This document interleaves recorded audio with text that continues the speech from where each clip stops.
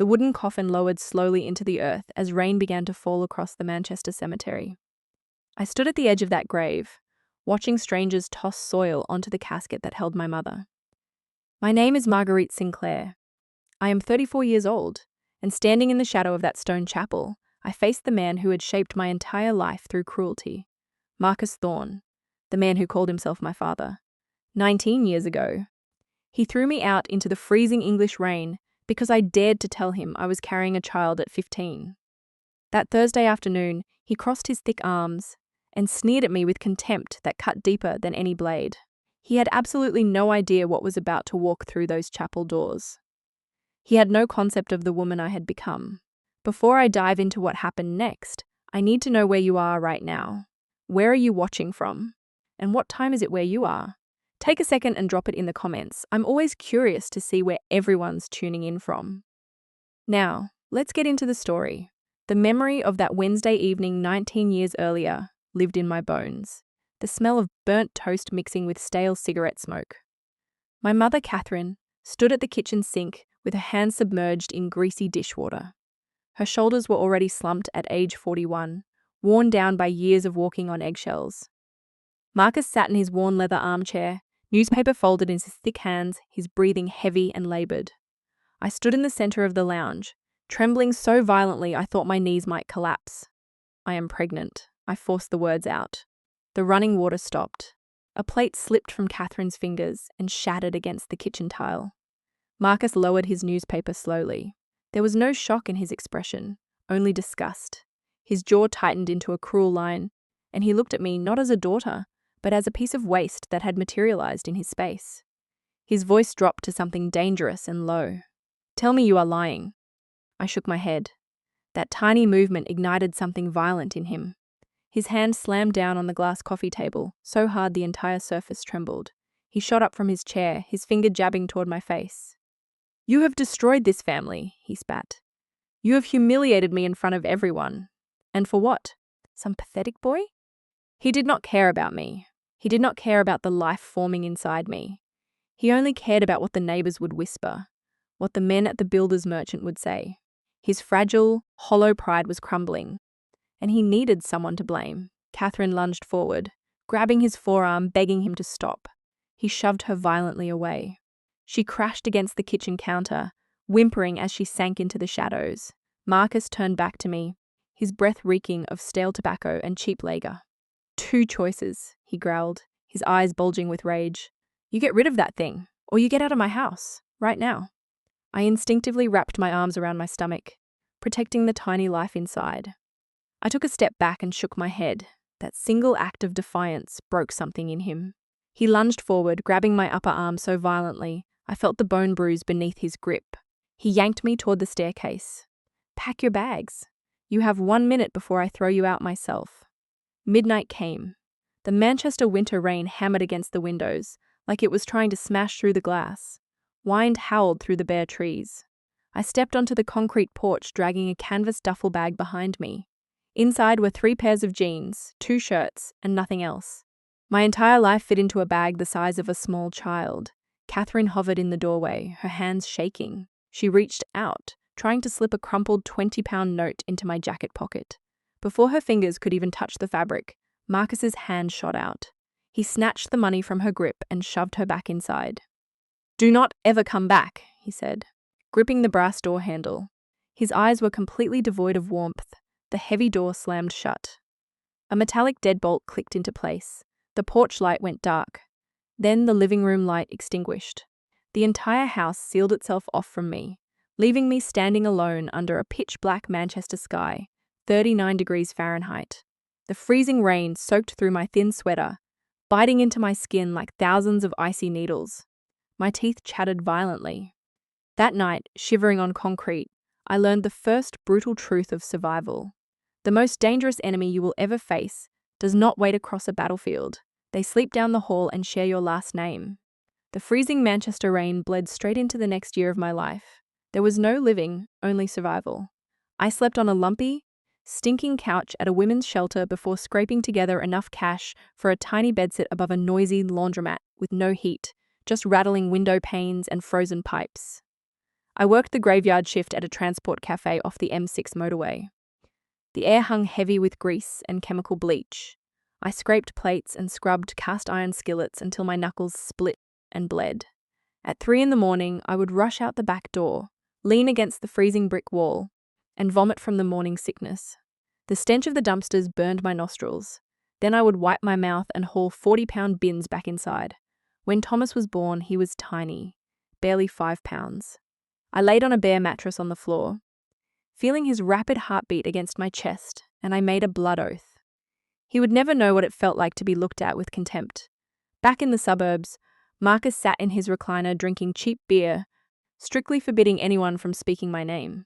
I was a ghost, but ghosts can receive post. I rented a cheap P.O. box. Every 2 months, a plain white envelope appeared. No return address. Inside was a ripped piece of notebook paper with 2 words. Love, Catherine. Tucked inside was a worn, crumpled 20-pound note. My mother was skimming money from the grocery budget to keep my son alive. That rough note bought powdered formula. It bought infant paracetamol when Thomas spiked a fever. It was a lifeline. It was a foggy Wednesday morning when everything shifted.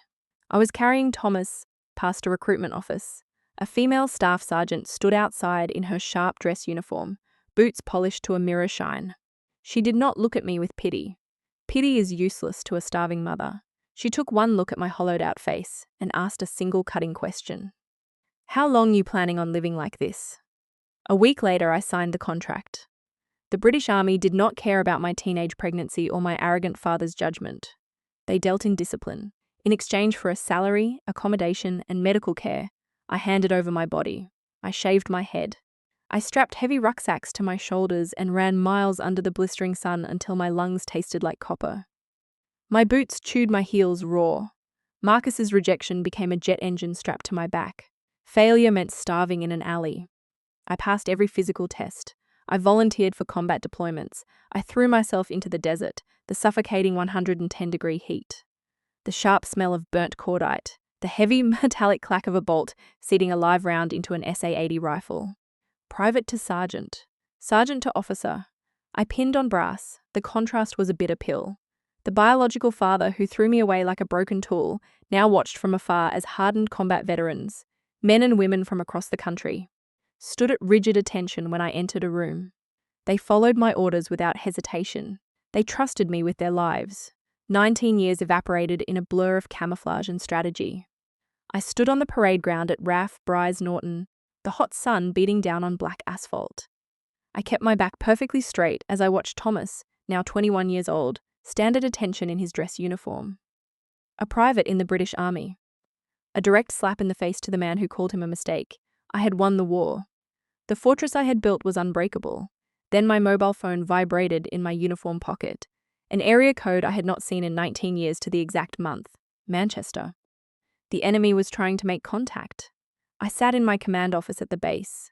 3 flat screens glowed in front of me, tracking logistics across 2 continents. Then my personal mobile began to vibrate against my heavy oak desk. I glanced down. Manchester area code. The caller ID read, Rebecca, cousin. The family gossip. She only called when someone was in trouble or dead, I answered. It was not Rebecca. It was Aunt Patricia. Her breathing was theatrical, fake, dripping with artificial sympathy. It's your mother, she choked out. She had a massive heart attack this morning. She is gone. The entire world outside my office window stopped spinning. I did not scream. I did not drop the phone. I clamped my jaw shut and locked my eyes onto the blank concrete wall across from me. My covert intelligence asset had fallen. I hung up without saying another word. Later that evening, I pulled open the bottom drawer of my desk. Sitting alone in the darkness was a battered wooden ammunition box. I lifted it out. Inside sat stacks of faded envelope paper and dozens of worn 20-pound notes I had never spent. My hands were shaking. I brushed my thumb over the slanted handwriting on the top note. Love, Catherine. There would never be another unmarked envelope. That realization cut straight through the armor I had worn for 19 years. Catherine was the only anchor I had left to my bloodline. The woman who skimmed grocery money to keep my son alive when her husband threw us to the wolves. And now she was gone. I was completely alone on this battlefield. 3 days later, the phone rang. Rebecca. Her voice was sharp and polished to a sickening shine. She rattled off the schedule for the Thursday afternoon funeral at the local funeral director's. Right before she hung up, she dropped the bait. "Your dad was asking," she paused, letting the poison drip. "He wants to know if you would even dare to show your face." My lip curled into a slow, cold smirk. 19 years of silence. 19 years of pretending I did not exist. And now Marcus was using Catherine's fresh grave to probe my defenses. He wanted to know if I was still broken. He needed to see me broken. "Tell him I will be there," I said. I kept my voice flat and icy. That was not a promise. It was a declaration of war. Thursday afternoon. The Manchester sky was the same suffocating bruised grey it had been 19 years ago. My black Range Rover crushed the gravel as I rolled into the parking lot of the funeral director's. I eased the heavy machine into a spot at the back and killed the engine. I sat in the heavy silence of the cabin. I looked into the rearview mirror and ran a hand over the lapel of my tailored black suit. I did not wear my military uniform. The uniform was for my country. This suit was for an execution. I pushed the heavy car door open. The damp air hit me immediately. The thick, sickening smell of fresh asphalt mixed with the overwhelming stench of funeral lilies. I slammed the car door shut behind me and squared my shoulders.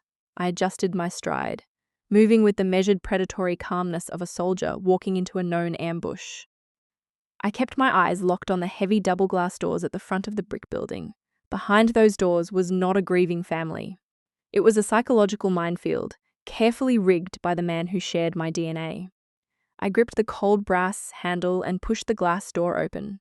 The air inside smelled like industrial formaldehyde masked by the sickeningly sweet scent of dying orchids. Aunt Patricia threw her arms around my shoulders in a theatrical embrace meant entirely for the audience. She reeked of cheap perfume and stale cigarettes. Her eyes darted up and down my body, hunting for designer labels, expensive jewelry, anything that screamed money. I wore a tailored black suit, sharp and clean, but entirely unbranded. No jewelry, no watch. I saw the quick flash of disappointment in her eyes, immediately followed by a smug gleam. In her mind, the plain suit meant I had failed. I was still at the bottom. I stepped past her. The room was packed with people who shared my bloodline. The crowd parted like oil-repelling water. Most stared at the ugly floral carpet, refusing to make eye contact. The second my back was turned, the buzzing started. Low-grade whispers vibrating like angry wasps under the sickly yellow lighting. I swept the room and locked onto the primary target, Marcus. He stood near the front beside the polished wood casket. He was 19 years older. His shoulders slumped, his hair thinned into a grey patch. But that arrogant jawline remained completely unchanged. He was surrounded by the same blue-collar neighborhood men he drank beer with on Sundays. He lifted his head. His eyes cut through the crowd and slammed right into mine. The air in the room froze. I did not blink. I kept my breathing steady. I waited for recognition, anything that resembled a human father. Instead, the corners of his mouth tightened into a hard, cruel line. He deliberately turned his back to me and reached out to shake a neighbor's hand. A calculated diplomatic cut-off, an active dismissal. I did not react. I walked directly to the casket. My dress shoes made no sound on the floor. I looked down at Catherine. She looked incredibly small. Her pale hands were folded over her chest. The funeral makeup artist had tried to give her color, but she just looked exhausted.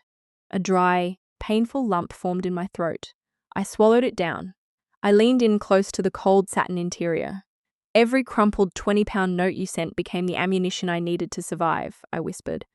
I did not waste a single one. A heavy hand patted my shoulder. "Aunt Patricia," she gestured toward a narrow hallway. "Come here. Your mother wanted you to have something." I followed her into a cramped back office. Stacked in the corner were 3 heavy cardboard boxes. She pointed at them, her face sour and annoyed. "She made me promise to hand these directly to you. Do not make a mess." She turned and walked out. I crouched down and pulled the packing tape off the top box. Inside was a carefully organized intelligence cache. Hundreds of local newspaper clippings, printouts of military promotions from public army databases, a blown-up photograph of me pinning on my Silver Eagle rank. Catherine had never been cut off from my life. While Marcus spent 19 years erasing my existence, my mother had built a covert surveillance network. She tracked every single move I made, every rank, every deployment, every victory. Resting on top of a stack of commendation papers was a white sealed envelope. My name was written in her shaky handwriting. I tore the flap open. Inside was a single sheet of lined notebook paper. It was not a tearful goodbye. It was a razor-sharp psychological profile of the enemy. Pride is a terrible thing to abandon, especially for a man who believes being right is more important than being loved, the letter began. Marcus thinks he has been punishing you all these years. The truth is, he just chopped off his own limbs and wonders why he is bleeding. He is terrified of you because you survived without him. When the truth comes out today, use grace to break his anger. I read those lines twice. I folded the paper into a tight, perfect square and slid it deep into the inner pocket of my suit jacket, right over my heart. The armor was fully reinforced. I turned around and walked out of the cramped office. The sickly yellow light of the main chapel washed over me again. The room had gone completely silent. Richard had detached himself from his circle of friends. His hands were shoved deep into his pockets. His jaw was clenched so hard the muscle twitched beneath his skin. He was walking slowly, deliberately straight toward me. The attack was about to begin. Marcus closed the distance. His heavy work boots thumped against the thick funeral chapel carpet. He stopped exactly 18 inches in front of me, a deliberate aggressive invasion of my personal space. The low buzzing of the crowd died instantly. Pin-dropped silence. Marcus crossed his thick arms over his chest. He slowly dragged his eyes up and down my unbranded black suit. The corners of his mouth twitched, then pulled back into a sick, satisfied smirk. It looks like life finally caught up with you. His voice carried loud enough for the first 3 rows of chairs to hear perfectly. I did not take a single step back. I stood my ground. I locked my knees and kept my breathing regulated to exactly 15 breaths per minute. A sniper's resting heart rate. His absolute silence acted like gasoline on his temper. He wanted me to cower. He needed me to cry. When I did neither, his jaw hardened. He fired his second shot. You brought this on yourself. You dragged this family through the mud when you were 15. You smashed your own future to pieces with your bare hands. He glanced over his shoulder, gathering approving nods from his old drinking buddies standing by the floral arrangements. He turned back, emboldened by his pack. And look at you now. Standing here completely alone, you have absolutely nothing to your name. Catherine enabled you for far too long, and this is how you repay her, by showing up looking like a nobody. His pathetic logic laid itself bare. He saw a plain suit. He saw no expensive jewelry. He saw me standing without a man holding my hand. His narrow mind calculated the sum. I was a failure. The trash he threw out had remained trash. You do not know anything about me, I replied. My voice was flat. The volume was low, just loud enough for him to hear. The tone was as sharp as a surgical scalpel. Marcus let out a harsh, ugly scoff. He took another half step forward, crowding me. I know exactly what you are, he spat, his face flushing dark red. Where is your husband? Huh? Who the hell would ever want to keep a piece of garbage like you? He was desperately clinging to a script he had written 19 years ago. For a fraction of a second, a sharp spike of pain pierced through my chest. It was a vicious psychological hit. I had bled in the desert sand. I had earned the salutes of thousands of combat-hardened soldiers. Yet the man who shared my DNA was standing over my mother's casket, practically begging to drink my blood. But then I felt the weight of the folded notebook paper resting in the inside pocket of my jacket. Catherine's final intelligence report. He's terrified of you because you survived without him. Marcus was not attacking me. He was violently defending his own massive insecurities. If I was successful, it meant his cruelty was completely unjustified. You still think you are something special, do you not? He snarled. A tiny fleck of spit flew from his lip and landed on my lapel. You have nothing. I did not raise my voice. I did not clench my fists. I remembered the order from my underground ally. Use grace to break his anger. Instead of reacting to his rage, I smiled. It was a quiet, freezing smile. It held absolutely no warmth. It was the smile of a commanding officer holding a royal flush against a man betting his life on a pair of twos. I let my arms hang loose at my sides. No, Dad, I answered, dropping the word like a heavy stone. Actually, I am just waiting here to introduce you to someone. I paused, letting the silence stretch tightly between us. I watched the confusion flicker behind his angry eyes. My husband. The exact second the final syllable left my lips, the air outside the building shifted. A massive, heavy-duty diesel engine roared to life in the gravel parking lot. The deep, guttural vibration rattled the thin window panes of the funeral chapel. Blinding white LED headlights slashed through the frosted glass of the double front doors. Sharp, elongated shadows of several men stretched violently across the ugly floral carpet, pointing straight at Marcus's boots. The heavy double-glass doors were violently shoved apart. They hit the rubber wall stops with a sharp, echoing crack. A sudden gust of freezing Manchester wind ripped into the suffocating room, carrying the bitter scent of wet asphalt and decaying autumn leaves. 6 men strode through the doorway. They wore immaculate-pressed British Army dress uniforms.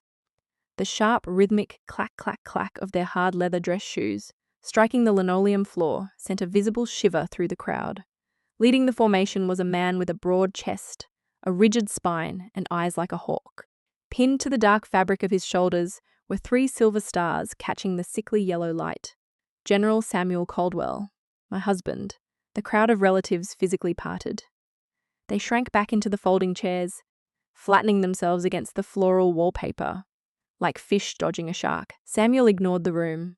He swept his cold gaze past the gaping mouths of my aunts and uncles, finding me standing near the casket. His hardened military exterior softened for a fraction of a second. He closed the distance, reached out, and pulled me into his solid chest. "I am sorry I am late," he said. His voice was low, but in the dead silence of the room, it carried to the back walls. Traffic off the base was backed up. He let me go, turning his head slowly to look at the man standing 18 inches away. I took a half step back. I looked at the man who had thrown me into the freezing rain 19 years ago. I kept my voice entirely flat. I read the sentence like a judge, reading a final verdict. "Dad, this is my husband, General Samuel Caldwell." Marcus's face drained of all color. He went pale, taking on the grey ashen hue of wet cement.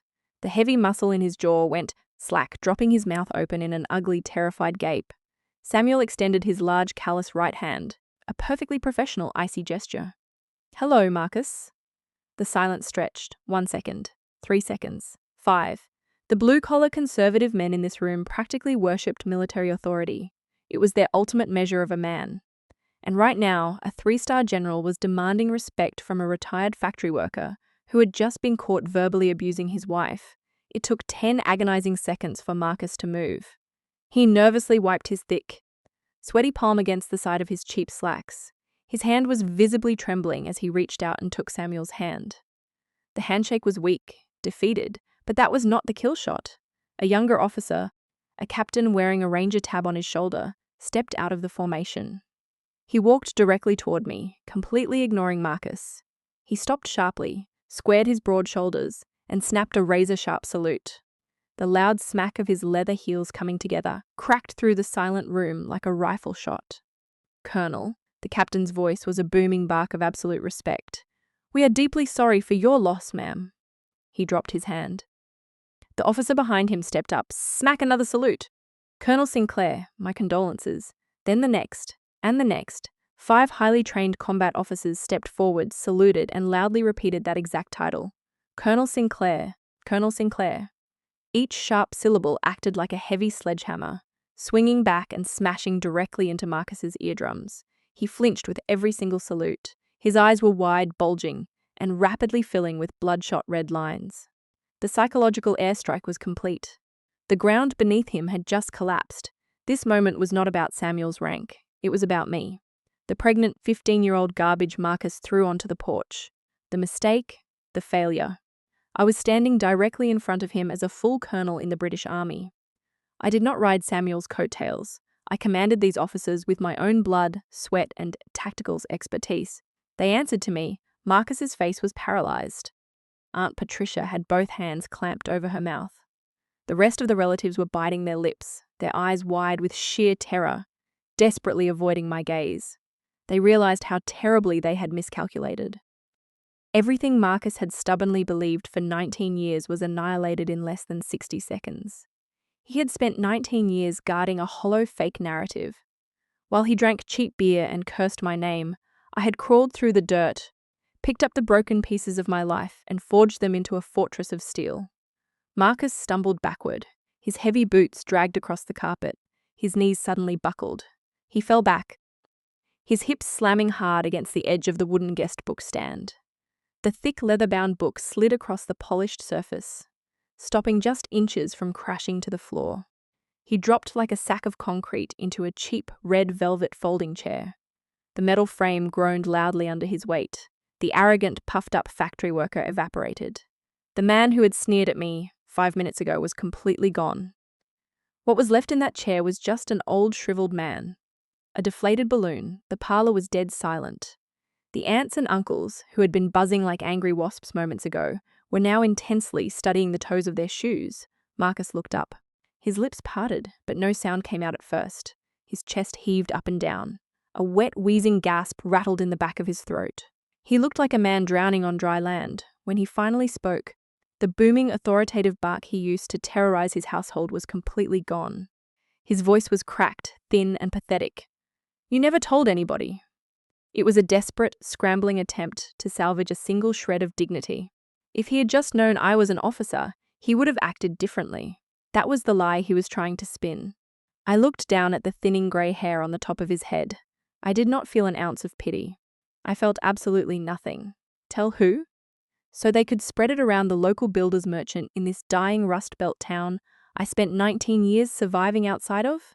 I owed this town absolutely nothing. That sentence severed the very last invisible thread between us. It stripped him of his title. He was no longer my father.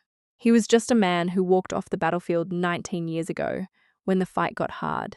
I reached into the inside pocket of my tailored black suit jacket. My fingers brushed the smooth folded paper. I pulled out the sealed white envelope Catherine had left behind. I stepped forward, closing the distance, and dropped it directly onto his lap, Catherine's final play. Marcus stared at the envelope like it was a live grenade resting on his thighs. His thick, calloused fingers were violently shaking as he slowly picked it up. He fumbled with the flap, his dirty thumbnail tearing jaggedly through the paper. He pulled out the lined notebook sheet. The room watched him read. I watched his eyes dart back and forth across the slanted handwriting of the wife he had silenced and bullied for decades. His eyes snagged on the middle paragraph. "He thinks he has been punishing you. The truth is, he just chopped off his own limbs." I could see the exact second the words registered in his brain. His breathing hitched. Then came the final psychological kill shot from the grave. Every birthday he missed was his loss, not yours. He is terrified because you survived without him. Catherine's words, delivered from beyond the grave, acted like a blade carving out the toxic infection in his brain. It was a flawless strike from a dead woman. Marcus could argue with me. He could yell at his neighbors. He could punch a hole in the drywall. But he could not gaslight a ghost. The silence stretched. The only sound was the harsh hum of the air conditioning unit mounted in the ceiling. Then it happened. A single drop of water welled up in the corner of his wrinkled, bloodshot eye. It spilled over the edge, tracking slowly down the deep grooves of his weathered cheek, and splashed directly onto the lined paper, blurring the blue ink. Then a second drop. In 34 years of living, I had never seen this man shed a tear. Not when his parents died. Not when the local factory laid off half the town. Not when he threw his pregnant teenage daughter out into the freezing winter rain to save face with the neighbors. The ironclad conservative armor cracked and shattered into a million pieces right there on the red velvet chair. He had burned 19 years of his life, 19 years of memories, and his only child just to protect a hollow, fragile ego. And now at 61 years old, staring across the room at his wife's casket, he realized he had absolutely nothing to show for it. No family, no respect, just an empty house. Marcus slowly lowered the piece of paper. His hand rested on his knee, trembling uncontrollably. He looked up at me. His eyes were completely bloodshot, swimming in a desperate, suffocating panic. "I thought I was teaching you a lesson." I did not gloat. A commanding officer does not laugh over the body of a defeated enemy. I stood perfectly still, my hands hanging loosely by my sides, watching that single drop of salt water roll down Marcus's weathered cheek. "You taught me a massive lesson, Dad," I said. My tone was steady, even devoid of any lingering childhood anger. I turned my head slightly, looking past his slumped shoulder to Samuel and the 5 combat officers standing behind me. They formed a rigid wall of olive drab, brass, and hardened discipline. Men who had actually bled for me. Then I snapped my eyes back to Marcus's bloodshot gaze. "You taught me that family is not defined by who shares a last name. It is defined by who decides to stay when the storm hits." Every relative standing near the casket swallowed hard. Some shifted their weight, their cheap dress shoes scraping against the floor. With 2 sentences, I completely stripped them of their bloodline privileges. They thought sharing DNA meant they were automatically owed my respect. They were dead wrong. Samuel stepped up beside me. He placed a heavy, reassuring hand on the small of my back. It was a silent, protective gesture from a man who actually knew what it meant to lead. A physical signal that the objective was secure. We turned our backs to the casket, the whispering crowd, and the broken man sitting in the red velvet chair. My black dress shoes pivoted toward the heavy glass doors at the front. We took 2 steps. "Margaret," the voice came from behind me. It was a pathetic, high-pitched whimper. It sounded exactly like a stray dog begging at a rusted screen door. I stopped walking. I did not turn my head. Behind me, Marcus was curled inward, clutching Catherine's folded notebook paper against his chest like a bulletproof vest. He choked on his own uneven breath, fighting the sudden lack of oxygen in his lungs. Then he forced out 3 words that I had desperately craved to hear 19 years ago. I was wrong. Those 3 words carried 1,000 pounds of weight. If he had said them while I was scraping burning grease off cafe plates, or while I was throwing up in a freezing alley behind the dumpsters, they might have saved us. But they were 19 years too late. Their expiration date had passed the exact second that heavy deadbolt clicked shut in the freezing rain. They meant absolutely nothing to me now. They were just empty syllables falling onto a cheap carpet. I slowly turned around. I walked back toward the folding chair, my footsteps slow and deliberate. The room held its collective breath. There was no sudden burst of rage. I did not point a finger in his face or demand an apology. I executed the final, most brutal form of grace. I leaned down over him. The smell of his stale black coffee and cheap mints hit my nose again, mixing with the scent of his nervous sweat. I pressed my lips against his cheek. His skin was freezing cold and slick with clammy moisture. It was not a kiss of reunion. It was not a gesture of forgiveness. It was the physical closing of a casket, the absolute burial of a relationship that had died on a concrete porch 19 years ago. I pulled back, keeping my face inches from his, and looked directly into his terrified eyes. "Hold on to that letter, Dad," I whispered. "It is the only thing you have left." I stood up straight. With that single icy gesture, I proved my absolute superiority. I had beaten him in power. I had beaten him in dignity. I had beaten him in mercy. I did not even have the energy to hate him anymore. Hate required an emotional investment I was no longer willing to spend.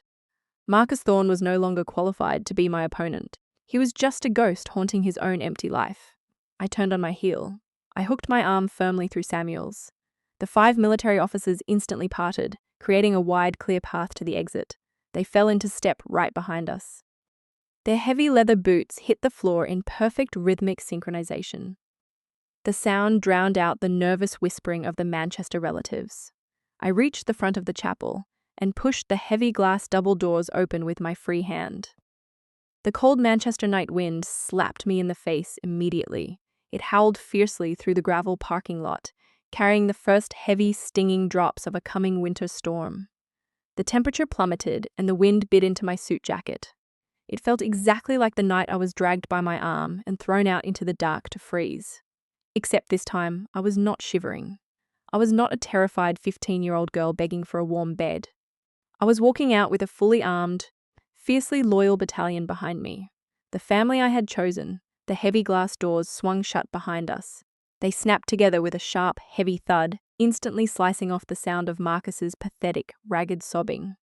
I had won the hardest war of my life, and I never had to fire a single bullet. The heavy tires of the black Range Rover crushed the loose gravel as Samuel steered us out of the funeral chapel parking lot.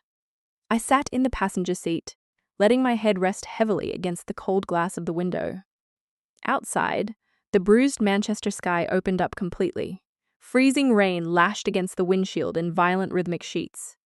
The yellow halos of the cheap streetlights flashed by, casting long moving shadows across the dashboard. Inside the cabin, the space shrank down to just the 2 of us. The interior glowed with a faint, steady blue light from the instrument panel. The heater hummed a low mechanical drone, pushing warm air against my freezing ankles. The smell of rich aged leather from the seats finally overpowered the lingering sickening stench of formaldehyde and dying orchids. Then the psychological crash hit me. It was not a sudden wave of triumphant adrenaline. There were no victory trumpets sounding in the back of my mind. I did not feel an overwhelming rush of joy or vindication. Instead, a crushing, paralyzing exhaustion dropped squarely onto my chest. My bones felt like solid lead pipes. Every tight coiled muscle in my back, my neck, and my shoulders released all at once, leaving me feeling completely hollowed out. This is the brutal reality of cutting out a toxic infection. You spend 19 years bracing for an impact, 19 years fighting a ghost in your own mind, and when you finally put a bullet in it, you just feel empty. The desperate, pathetic craving for a father's validation, a tumor I had carried in my chest since I was 15 years old, had just been surgically removed without anesthesia. The incision was deep. It ached, but the rotting tissue was permanently gone. Samuel kept his left hand steady on the steering wheel, his eyes fixed purely on the dark, slick asphalt ahead. He did not turn to look at me. He did not offer a soft, pitying sigh, and he absolutely did not ask, "Are you okay?" He was a combat veteran.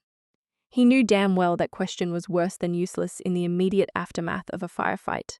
Instead, he reached across the wide center console with his right hand. He found my hand resting limply on my lap. He wrapped his thick fingers around mine and squeezed hard. His skin was rough, covered in thick, permanent calluses from decades of gripping standard-issue rifles and heavy steering columns. He did not say a single word. He just slowly ran his rough thumb back and forth across my knuckles. That quiet, grounding physical contact anchored me to the leather seat. It was worth 1,000 cheap manufactured apologies.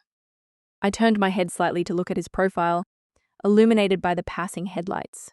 3 silver stars gleamed on his dark uniform shoulders. Yet he never once tried to eclipse me in that chapel.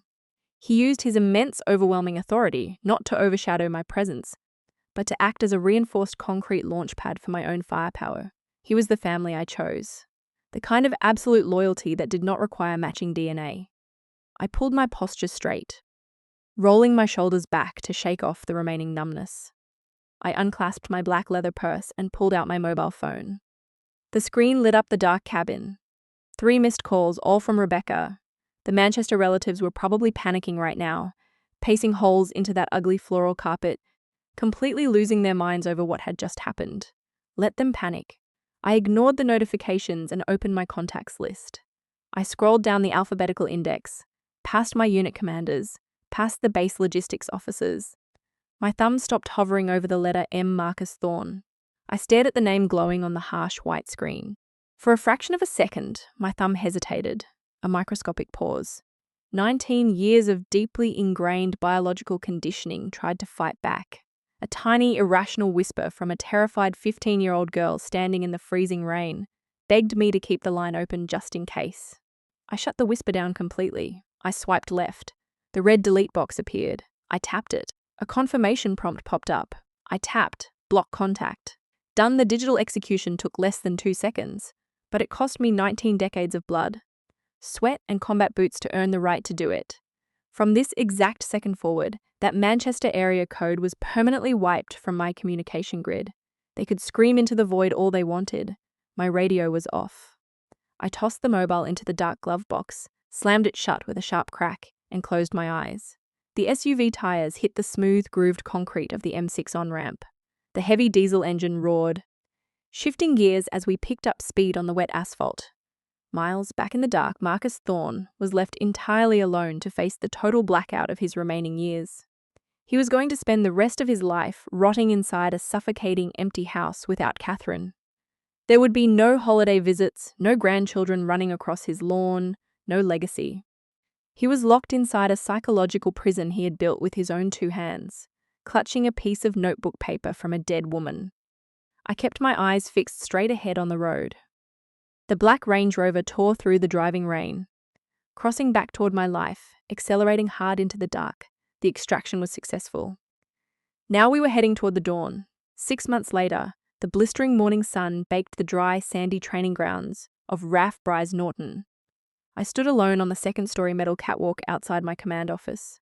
Both hands were wrapped tightly around a thick ceramic mug of black coffee. The bitter steam curled up into the dry, arid air. The sky above me was massive, stretching out in a brilliant unbroken blue from horizon to horizon. There was absolutely no trace of the suffocating, bruised grey clouds that constantly hung over that dying Manchester steel town. Down below, The rhythmic, heavy sound of combat boots striking the black asphalt echoed across the compound. A platoon was running morning physical training. The dust kicked up around their ankles in a low cloud. At the front of the formation, calling out the heavy cadence, was Thomas. His voice boomed over the training yard, sharp and clear. Left, right, left. He was 21 years old. His olive drab green t-shirt was soaked dark with sweat, clinging to the thick corded muscle of his shoulders and back. He pushed his squad harder, leading entirely by example, never faltering, never looking back. I took a slow sip of my dark roast coffee, watching him run. Marcus Thorne had looked at my flat stomach 20 years ago and called this boy a mistake. He called him a piece of garbage, a permanent disgrace to a hollow working-class family name. But looking down at the disciplined, fiercely loyal young man leading British soldiers in the dirt, I knew the absolute truth. I had taken the heavy, rusted iron chain of generational abuse, and I had snapped it completely in half. There would be no gaslighting in my bloodline. There would be no screaming over spilled glasses of water, no throwing terrified pregnant kids out into the freezing winter rain to save face with the neighbors. I had systematically replaced the toxic cycle of my father with iron discipline and unconditional love. I turned away from the metal railing and stepped back inside my air-conditioned office. My heavy wooden desk was covered in classified logistics folders, regional deployment schedules, and tactical maps.